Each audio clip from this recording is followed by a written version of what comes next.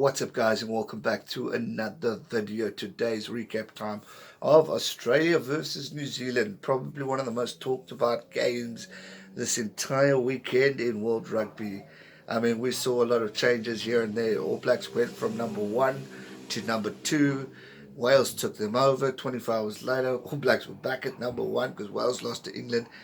Turn of events, Australia beating the All Blacks, breaking records of getting their highest win ratio against the All Blacks, which was truly outstanding from the Wallabies. Red card from Barret, which cost the game pretty much. I mean, whether you agree with it or disagree with it, it definitely had a major impact in the game. Barret obviously getting the shoulder within. Mr. Jerome giving the All Blacks their second of four red cards, if I'm not mistaken, and he gave two of them. So interesting stuff. Sonny Bill Williams in the Lions series, and now Barret in this previous game in the first Bledisloe final championship game for these two teams. So, yeah, red cards are shitty things. They definitely change the game. Not a fan of them, but these things happen. I personally am 50-50 on it. Maybe yellow card just to keep the game flow. But, everyone says, no, he really went for it. Red card, some say no, it should be yellow card. And other commentators weren't that convinced. They maybe were going on the lines of a yellow. So you guys have your debate on that one.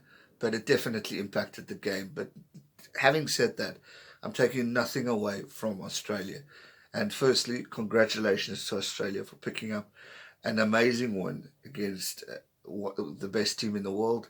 The All Blacks had a solid squad, so let's not make excuses there. And Australia just capitalised on opportunities. It started off very exciting with the try there, try there, try there.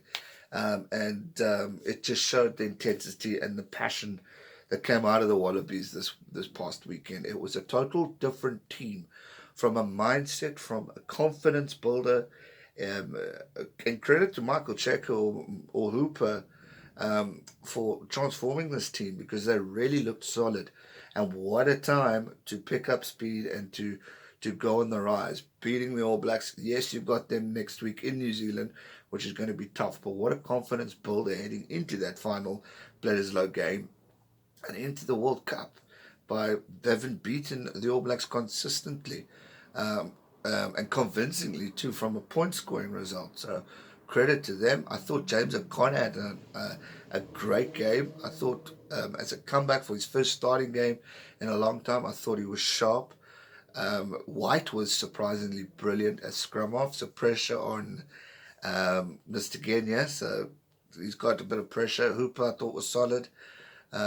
Just an overall good performance from the Wallabies, which is good to see. As for the All Blacks, there's so much going on in the media, and I think it's absolute bullshit with people slaughtering them for losing this game. I mean, come on, guys. Let's not forget what the All Blacks have achieved. And I know I do got a lot of respect and maybe a bit overboard for the All Blacks, but it's because of what they've achieved and where they've come from.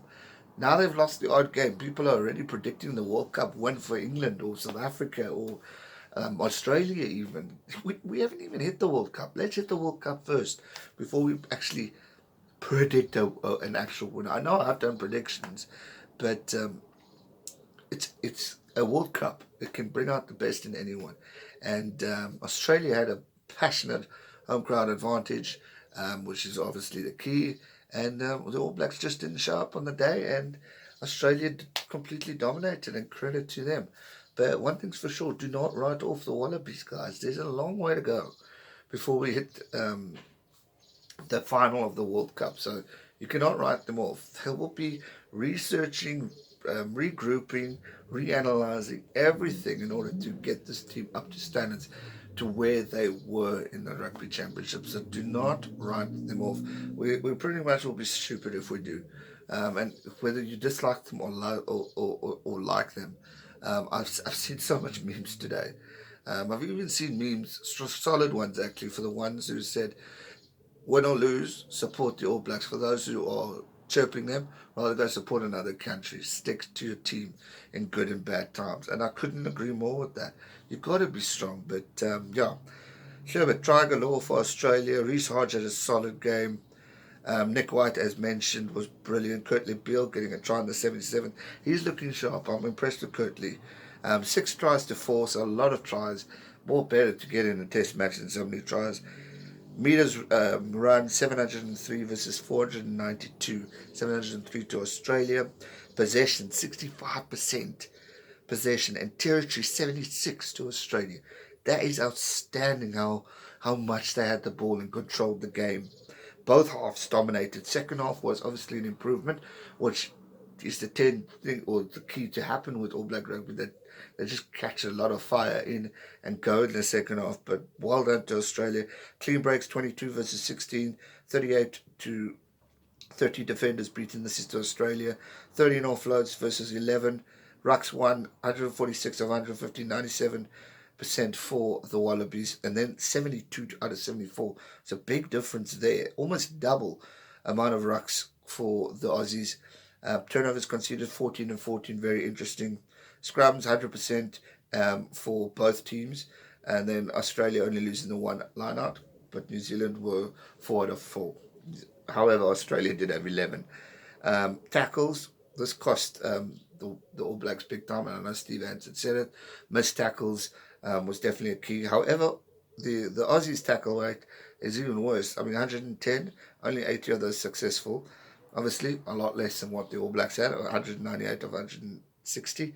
So 81% for New Zealand and 73 for Australia. Still stuff that they need to work on, and that is definitely the key. Discipline cost the All Blacks 8 penalties conceded, which wasn't too great, and both kicking percentages was in 78 and 75%. So very interesting stats, but the main one for me is the possession and territory, how Australia completely dominated the game. So overall, congratulations to the Wallabies on picking up an amazing victory. Yes, red card talk. Shit happens, guys. Let's move on. Focus on the next game. But taking nothing away from the Wallabies. Great win. Solid victory. And all the best in the second one. But we'll talk more on that in the predictions. Let me know your thoughts, especially on the red card. Are you of those who agree, or are you of those who disagree? Let me know your thoughts in the comment section down below. But well done to the Aussies. Hard luck, New Zealand. Pick yourselves up. I know you'll be back. That's a fact. Thanks so much for watching, guys. Stay safe and never give up. Cheers. Make sure you subscribe to his channel for all rugby content. Stay safe and never give up.